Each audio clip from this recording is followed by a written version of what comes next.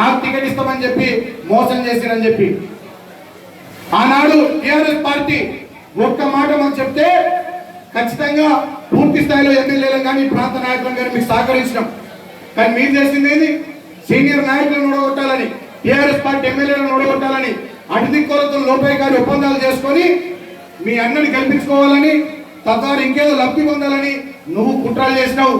B అంటే వంచన, B అంటే విద్రోహం, బి అంటే విశ్వాసం విధేయతను మేము అనుకున్నాం. కానీ బి అంటే వంచన, విద్రోహం అని చెప్పి వివేక్ నిరూపించిండు. కాబట్టి ఇవాళ పార్టీ సముచితమైనటువంటి నిర్ణయం తీసుకున్నది. పార్టీకి వ్యక్తులు ముఖ్యంగా పార్టీ ముఖ్యమైనటువంటి విషయాన్ని సందర్భంగా మేము గుర్తు చేస్తా ఉన్నాం. నువ్వు ధనికుడివి, నిజమైన దళితులం మేము, మా ఈశ్వరన్న నేను, మేము నిజమైన దళితులం. ఏం చేసినావు నువ్వు? ఏం చేసినావు నువ్వు దళితులకు? ఊరబెట్టింది దళితులకు. బాగా మాట్లాడుతున్నావు నువ్వు. అంబేద్కర్ విగ్రహం పెట్టాల్సినటువంటి స్థానంలో ట్యాంక్ బండ్ మీద మీ నాన్న విగ్రహం పెట్టి కేసీఆర్ గారు మిమ్మల్ని గౌరవించిండు. ఏం తక్కువ చేసిన మీ కుటుంబానికి? వెంకటస్వామి గారి జయంతి వర్ధంతులను అధికారికంగా రాష్ట్ర ప్రభుత్వం నిర్వహిస్తా ఉంది. ఏం తక్కువ చేసిండు కేసీఆర్ గారు మీ కుటుంబానికి? ఏం కావాలి మీకు? ఇంకా ఏ పార్టీ ఉంటే ఆ పార్టీ అభ్యర్థులను ఓడగొట్టుడు, వేరే పార్టీకి ఓడు. ఇదే కదా మీ దందా. అటు ఓడు ఇటచ్చుడు, ఇటు ఓడు అటచ్చుడు. మీ సెల్ఫ్ స్టైల్ ఆటలతో వాళ్ళ టీఆర్ఎస్ పార్టీకి నష్టం చేయాలని చూసారు. కాబట్టి మేమందరం టీఆర్ఎస్ పార్టీ ఎమ్మెల్యేలు అందరం కూడా గట్టిగా ఉన్నాం. కేసీఆర్ గారికి విషయాలన్నీ తీసుకెళ్ళినాం. అధిష్టానం కూడా వారి చర్యలన్నింటినీ గమనించింది. వాళ్ళకు కూడా రిపోర్ట్లు వచ్చినాయి. కాబట్టి ఇవాళ సరైనటువంటి నిర్ణయం అధిష్టానం తీసుకున్నది. దాని విషయంలో పార్టీ ద్రోహం చేసిందని పదే పదే మాట్లాడుతున్నటువంటి వివేక్ ను హెచ్చరిస్తా ఉన్నాం. నీది ద్రోహపు చరిత్ర, టిఆర్ఎస్ పార్టీది ద్రోహపు చరిత్ర కాదు. టిఆర్ఎస్ పార్టీది పోరాడే చరిత్ర, టిఆర్ఎస్ పార్టీది ఎవరు వచ్చిన హక్కులు తెచ్చుకునే చరిత్ర, టిఆర్ఎస్ పార్టీది తెలంగాణ ప్రజల కోసం గుండె కోసి ప్రజలకిచ్చి ప్రజల కోసం పరంగా పెట్టి పేగులు తెగదాకా కొట్లాడే చరిత్ర టిఆర్ఎస్ పార్టీది. నీలాగా అవకాశవాద రాజకీయాలు, కుప్పికంతులు, ఇళ్ళ కొన్ని రోజులు అల్ల కొన్ని రోజులు ఇది టీఆర్ఎస్ పార్టీ చరిత్ర కాదనేటువంటి విషయాన్ని నేను వివేక్ గుర్తు చేస్తా ఉన్నా. మెజార్టీతో వారు గెలవాలి ధర్మపురిలో. వారి దగ్గర వేరే పార్టీ వాళ్ళకి సహకరించి వారిని ఓడించాలని కుట్ర చేసినాడు. ఆల్మోస్ట్ ఆల్ పెద్దపల్లి పార్లమెంట్ నియోజకవర్గ పరిధిలో టీఆర్ఎస్ పార్టీ ఎమ్మెల్యే అభ్యర్థులందరినీ ఓడించాలని కుట్ర చేసినటువంటి వ్యక్తి వివేక్. పార్టీకి ద్రోహం చేసింది నువ్వు, పార్టీకి మోసం చేసింది నువ్వు, తల్లి పాలు తాగి తల్లి రొమ్ము కూతుంది నువ్వు. మీకు అలవాటు అయిపోయింది మీ అన్నదమ్ములకు ఇటు పోవుడు అటొచ్చుడు, అటు పోవుడు ఇటొచ్చుడు. ఓ స్టెబిలిటీ లేదు, ఓ కన్సిస్టెన్సీ లేదు, నాయకత్వం అంటే గౌరవం లేదు, విలువ లేదు.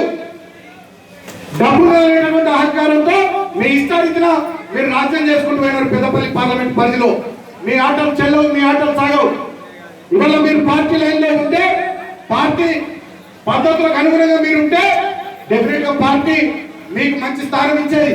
పార్టీ అభ్యర్థులందరూ నొడగొట్టి పార్టీ అభ్యర్థులందరూ దెబ్బతీయాలని కుట్ర చేసినటువంటి నువ్వుతున్నా నీ ఆటలు కనిపెట్టి నీకు టికెట్ ఇయ్యని పార్టీ ద్రోహ ఇవాళ పెద్దపల్లి పార్లమెంట్ నియోజకవర్గ ప్రజలు రాబోయే ఎన్నికల్లో తెలుస్తారు.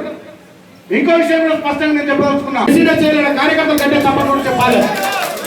గట్టిగా కార్యకర్తలతో గట్టిగా సపోర్ట్ కొట్టాలి. రాబోతున్నాం అసలు ఇదే నిదర్శనం. ఒకసారి చేతులెత్తున్న కార్యకర్తలంతా వివేక్ టీఆర్ఎస్ పార్టీ ద్రోహం చేసినారు లేదా? పార్టీకి ద్రోహం అయింది ఆయన.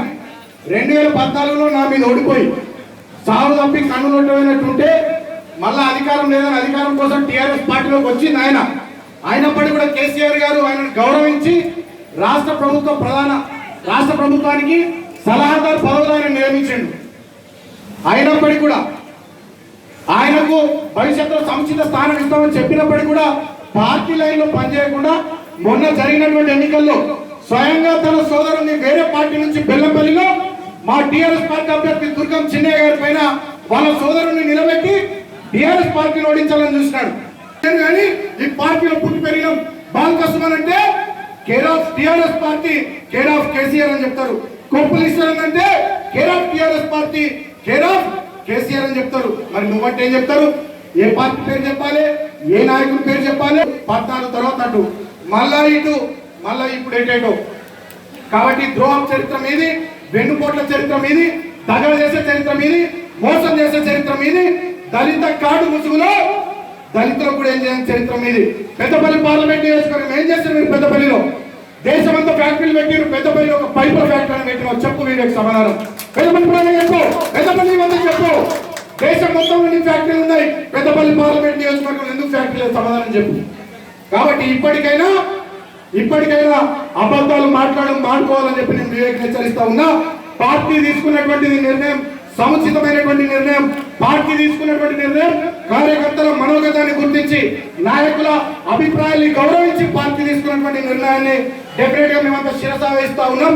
లక్షలాది ఓట్ల మెజార్టీతో పెద్దపల్లి పార్లమెంట్ నియోజకవర్గ టీఆర్ఎస్ పార్టీ అభ్యర్థిని గెలిపించి కేసీఆర్ గారికి కానుకలు అందించడానికి కూడా మేమంతా సిద్ధంగా ఉన్నామని చెప్పి సర్వగా తెలియజేస్తే గొప్పలీశ్వర్ గారిని మాట్లాడవలసిందిగా కోరుతా ఉన్నా. నిరంతర న్యూస్ అప్డేట్ కోసం ఛానల్ ను సబ్స్క్రైబ్ చేయండి. పక్కనే ఉండే బెల్ సింబల్ ను క్లిక్ చేయడం మర్చిపోకండి. అప్డేట్స్ ని మిస్ అవ్వకండి. Thanks for watching. Please like, comment, share. Follow on Facebook, Google+, Twitter, Instagram.